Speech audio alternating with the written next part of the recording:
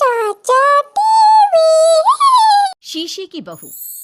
देखो, साफ साफ बोलने वाला इंसान तो हर किसी को पसंद है, लेकिन कोई इतना भी साफ बोले तो क्या होगा?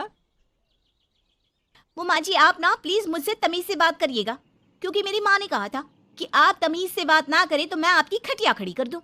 हम माँ जी, मैं रोज रोज इतनी भारी खटिया कैसे खड़ी करूंगी, समझ रही है ना आप?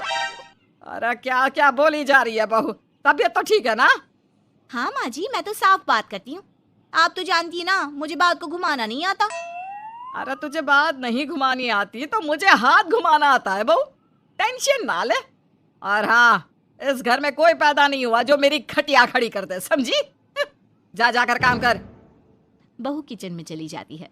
सामने खड़ी होती है काम वाली, धीरे धीरे हंस रही होती है। काम वाली हो, महारानी बनने की कोशिश मत करो, समझी? और सुन, ये मेरी सास शादी के पहले ऐसा तो नहीं बोलती थी ना कि बहू आ जाएगी तो तेरा काम खत्म हो जाएगा, क्यों? वो तो ऐसा नहीं बोलती थी, लेकिन जिस तरह आप बोलती हो ना भाभी, ये आसार भी जल्दी आ जाएंगे। ए, चुप कर, काम कर अपना। वैसे तुझे मेरी माँ ने देखा था शादी के वक्त।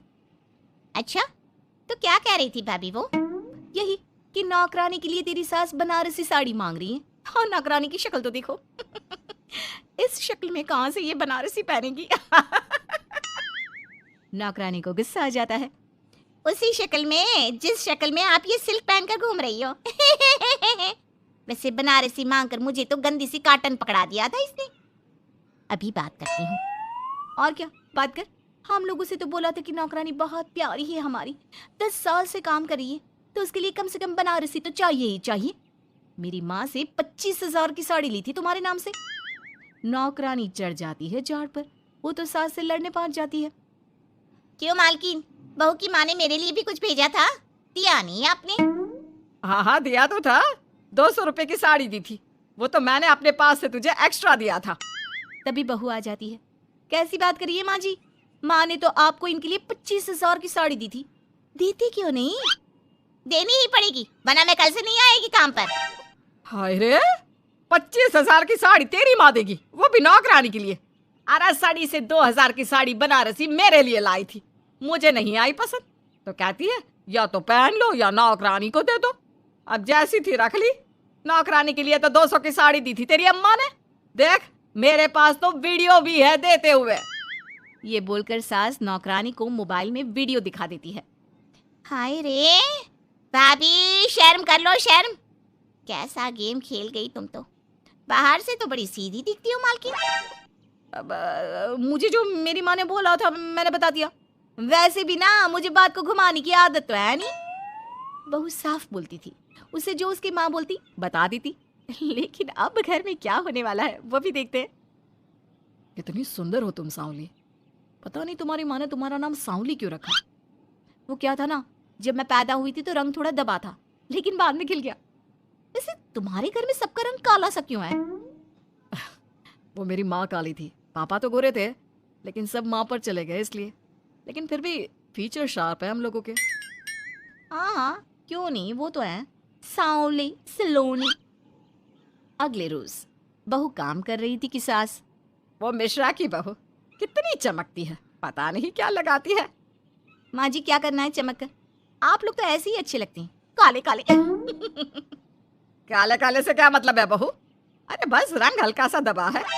हाँ माँ जी, मैं वो नहीं कह रही हूँ। वैसे पापा जी का तो वो भी नहीं है, गोरे हैं पापा जी। ये भी कह रहे थे कि आपके कारण ही वो काले हैं, क्योंकि आप काली हैं ना। तो मैंने कहा कि क्या कहा इसने? मेरे कारण? अरे जिस माँ ने 9 महीने कोख में रखा, पाला पोसा, उसे पल भर में ब्लेम कर दिया। वाह रे मेरे बेटे, मेरी परवरिश में ही कमी होगी कि मेरा ही बेटा माँ को काला बोल रहा है। क्या है माँ जी, जबरदस्ती इनको कोस रही हैं? एक तो मैंने आपको बता दिया कि ये क्या बोल रहे थे।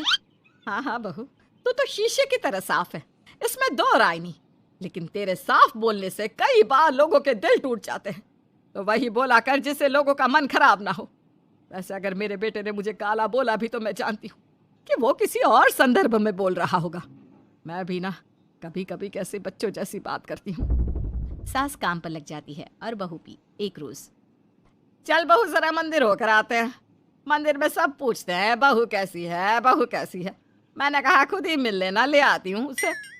सास बहू मंदिर जाते हैं, जहाँ सास की टोली बहू का स्वागत करती है, उसे आशीर्वाद देती है और फिर बहू कैसा लग रहा है ससुराल में? घर में एडजस्ट हो गई? अच्छा तो खैर नहीं लग रहा है, लेकिन क्या करें, रहना तो होगा ही ना, शादी जो की है। वैसे माँ जी का व्यवहार अच्छा है, लेकिन अरे बहू, तूने मुझे बताया नहीं कि तेरा मन नहीं लगता। और सास का व्यवहार अच्छा है तो क्या पति मारता है? अरे नहीं नहीं नहीं नहीं, वो क्या है ना, मेरा गांव का घर बड़ा, बड़े आंगन, खुली रसोई, कमरे। यहाँ शहर में तो लगता है किसी ने टांग दिया है घोंसले में। इसलिए नहीं लगता मन। औरतें बहू की बात पर हंसने लगती है। बड़ी ही सीधी बहू है तेरी, मन की सारी बात करती है किसी के भी सामने। सास बहू घर आ जाती हैं। मेरा मन करता है कि हम भी ये शहर से थोड़ा दूर रहने क्यों ना जाए, जिससे हम भी बड़े मकान में रह सके। पर माँ जी, फिर इनका ऑफिस दूर हो जाएगा। हम तो घर में फिर भी रह लेते हैं, इनको आने जाने में समस्या होगी ना। हाँ ये तो सही है, पर क्या करे। मेरी माँ कह रही थी कि तेरे सास ससुर गांव जाकर क्यों नहीं रहते, फिर ये मकान तुझे बड़ा लगने लगेगा। तभी ससुर आ जाते हैं। अच्छा, तो तूने क्या कहा इस बात पर? मैंने कहा कि फिर मैं क्या करूंगी घर में अकेले रहकर, फिर तो मेरा मन भी नहीं लगेगा। चलो कुछ तो अच्छी बात है तेरे में। मैं क्या कह रहा था, क्यों ना हम सच्ची गांव चले कुछ दिनों के लिए, कुछ काम भी है गांव में। सास ससुर गांव चले जाते हैं। बहू घर में अकेली थी कि तभी बहू की माँ आ जाती है। हाय रे, कितना प्यारा सजा है तेरा घर। वैसे बुढ़ा बुढ़ी कब आ रहे हैं? माँ, मेरी सास अभी बूढ़ी नहीं हुई है, और बुरा मत माना, तू ज्यादा बड़ी लगती है उनसे। चुप कर, माँ हूँ मैं तेरी और सास की गुण गा रही है। वैसे बेटी, शहर में रहने का शौक बहुत है मुझे, काश मैं भी रह पाती शहर। हाँ तो आ जाना माँ, भाई को बोल यही नौकरी करे, पिताजी भी कोई काम शहर में कर लेंगे, और तू भी देख लेना कोई काम। क्योंकि माँ, जितना आराम गांव में है ना, शहर में नहीं है। यहाँ तो हर चीज खरीद कर ही खानी पड़ती है, ना कोई खेत ना कोई खलियान। तेरे सास ससुर परमानेंट गांव चले जाए तो मैं यहाँ तेरे पास रह लूं, रोज घूमूं फिरूं, शॉपिंग करूं, शहरी मेम बनकर रहूं। वैसे तू क्या ये साड़ी सूट में रहती है? अरे तू भी शर्ट पैंट पहना कर। तुम कहती हो तो मैं कल ही लेकर आती हूँ। शॉपिंग करने चलेंगे ना।